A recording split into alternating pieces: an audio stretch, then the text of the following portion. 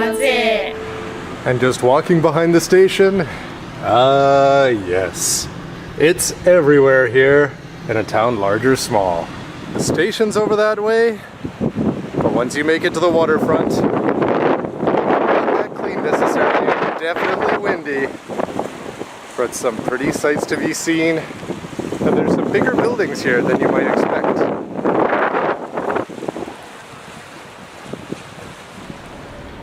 And the building itself is absolutely massive and deserves a lot more time devoted to it than what it's gonna get. And when you walk inside, there's where you pay, and that same view you saw of the ocean, you can sit inside thinking about art and seeing it here. Gundam. This building is incredible. And down on the first floor, I want to tell you that I've seen art like you've never seen, except they won't allow photography. But up here on the second floor, outside of one picture in one of these galleries, the other ones, it sounds like are fair game. And now for the quick walkabout.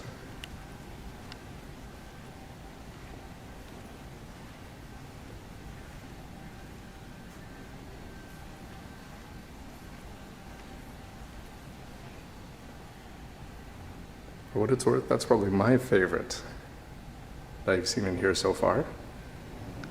And in Gallery 3, some very nice dishes.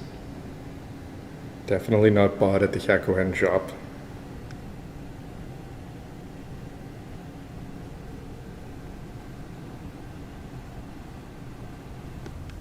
Now this is stuff you can relate to. Well, some parts more than others. Some of them are really quite striking. From a distance, I thought this had something to do with Monkey D. Luffy, until you actually see what this is all about over here. And this room has something that could be out of one of H. Oda's monsters books.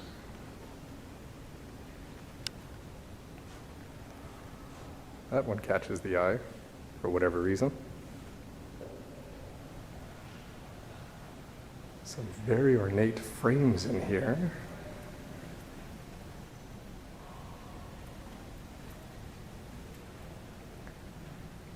I saw stuff like that on the train over.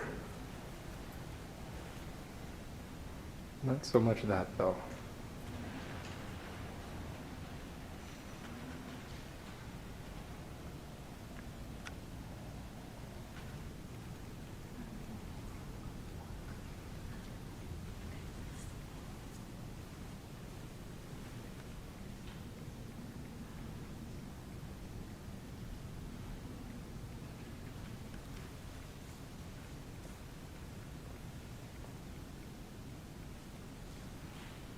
This is probably the most eye-catching, and it's absolutely massive, probably 2 meters tall, with some really cool colors in there.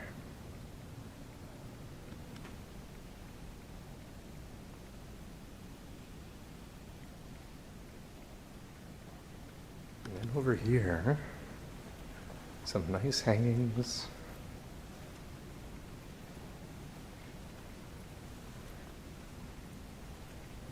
And some of these have a cool story to tell, I'm sure.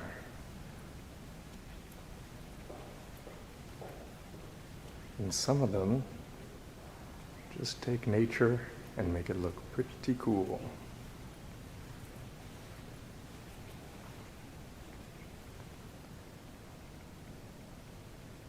And some of them do the same thing with a very simple look to them. Well, to go to cliches, I don't know art, but I know that I'd like to have more than 15 minutes to look at it. Nonetheless, dinner beckons. Hope you enjoyed this brief look, everybody. well worthy of being a prefectural museum. And for me, yeah, they actually had some information on the individual pieces so you can see who painted the ones that you like. And inside the hobby shop, you can see that the focus is mostly around the counter going to be on stuff like that. Some very familiar looking posters, all the tools that you'll need, good selection of paints, and in the back, it's always nice because sometimes you'll come into a shop like this and find something that's been long sold out elsewhere. Specifically, I'm looking for the titanium unicorn. I'm hoping to find that somewhere. There's some cool old light up heads over there that you don't always get your hands on anymore. See if they've got shining finger or god finger. No, it doesn't look like it.